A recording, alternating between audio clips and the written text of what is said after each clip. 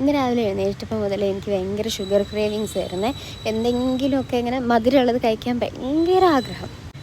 അപ്പോൾ പിന്നെ ഡ്യൂട്ടി കഴിഞ്ഞ് വന്നപ്പോൾ ഞാൻ അമ്മേനെ വിളിച്ച് പറഞ്ഞ് വൈകുന്നേരം വരുമ്പോൾ പായസം ഉണ്ടാക്കാനുള്ള എന്തെങ്കിലുമൊക്കെ വാങ്ങിയിട്ട് വന്ന്. അങ്ങനെ അമ്മ വരുമ്പം ഈ ചെറുപയർ പരിപ്പും ശർക്കരയൊക്കെ വാങ്ങിയിട്ടാണ് വന്നത്. അപ്പോൾ പിന്നെ ഞാൻ ചെറുപയർ പരിപ്പിൻ്റെ പായസം വെക്കാമെന്ന് വിചാരിച്ച്. ഈ പായസം എനിക്ക് ഭയങ്കര ഇഷ്ടമാണ്. ഇത് അധികം മധുരമൊന്നും ആക്കാതെ കുറച്ചിങ്ങനെ സിമ്പിളായിട്ട് ഉണ്ടാക്കി കഴിഞ്ഞാൽ നല്ല ടേസ്റ്റാണ് കഴിക്കാൻ വേണ്ടിയിട്ട്. സാധനങ്ങളൊക്കെ കിട്ടിയപ്പോൾ ഞാൻ വേഗം പണി തുടങ്ങി. ഈ പരിപ്പ് നന്നായിട്ടൊന്ന് വറുത്തെടുക്കണ്ട, ജസ്റ്റ് ഒന്ന് ചൂടാക്കിയെടുത്തു.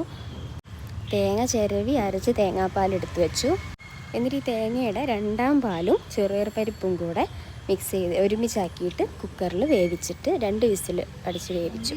2ാമത്തെ വിസിൽ വന്നിട്ട് ഗ്യാസ് ഓഫ് ചെയ്തിട്ട് കുറച്ച് നേരം വെയിറ്റ് ചെയ്യണം. അതിലുള്ള ഫുൾ പ്രഷർ പോകുന്നവരെ വെയിറ്റ് ചെയ്തതിൻ്റെ ശേഷം മാത്രം തുറന്നാൽ മതി.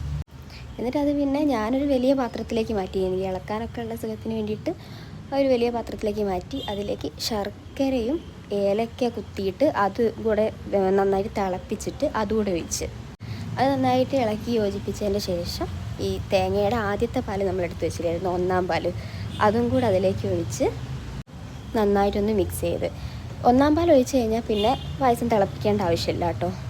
പിന്നെ എനിക്ക് ഈ പായസത്തിലെ പരിപ്പ് കുറച്ച് വെന്തിട്ട് ഉടഞ്ഞിട്ട് വേണം, അല്ലാതെ ഇങ്ങനെ പരിപ്പായിട്ട് തന്നെ കിടന്നിട്ട് അങ്ങനെ കഴിക്കാൻ എനിക്ക് വലിയ ഇഷ്ടമില്ല. അപ്പോൾ അതുകൊണ്ട് ഞാനത് കുറച്ചൊന്ന് സ്പൂൺ വെച്ച് ഉടച്ചിട്ടൊക്കെയാണ് മിക്സ് ചെയ്തെടുത്തത്. അപ്പോൾ 1ാം പാലും കൂടെ ഒഴിച്ച് നന്നായിട്ടൊന്ന് ചൂടാക്കി നല്ലോണം മിക്സ് ചെയ്തതിൻ്റെ ശേഷം നമുക്ക് ഗ്യാസ് ഓഫ് ചെയ്യാം. എന്നിട്ടൊരു പാത്രത്തിൽ കുറച്ച് നെയ്യിട്ട് അതിലേക്ക് തേങ്ങാക്കൊത്ത് വേണമെങ്കിൽ മിക്സ് ചെയ്യുക, അതല്ലെങ്കിൽ അണ്ടിപ്പരിപ്പും ഉണക്കമുന്തിരിയും നന്നായിട്ട് വറുത്തിട്ട് ഇതിലേക്ക് ഈ പായസത്തിലേക്ക് മിക്സ് ചെയ്തതിന് ശേഷം ഞാൻ പിന്നെ നല്ലോണം എടുത്ത് കുടിച്ച്. അപ്പോൾ അത്രയേ ഉള്ളൂ. ബൈ.